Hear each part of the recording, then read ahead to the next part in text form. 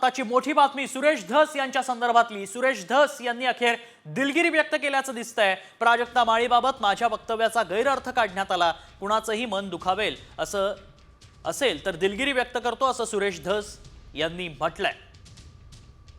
सुरेश धसांनी दिलगिरी व्यक्त केल्याचं दिसतंय। सुरेश धस हे माफी मागणार नाही असं म्हणत होते।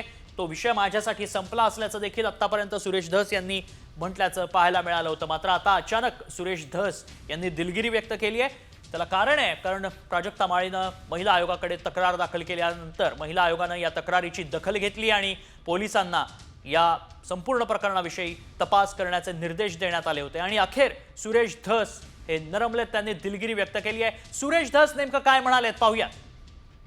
प्राजक्ताताई माळीबाबत माझ्या स्टेटमेंटचा गैरअर्थ निघाला आहे।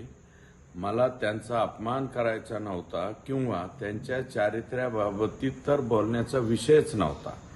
मी प्राजक्ताताई सहित सर्व स्त्रियांबाबत आदर बाळगतो।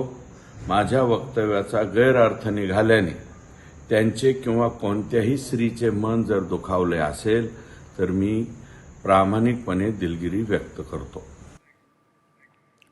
त्यामुळे सुरेश धस यांनी आता दिलगिरी व्यक्त केल्याचं पाहायला मिळतंय। सुरेश धस हे माफी मागणार नाही असं म्हणत होते, मात्र अखेर सुरेश धसांनी दिलगिरी व्यक्त केली आहे।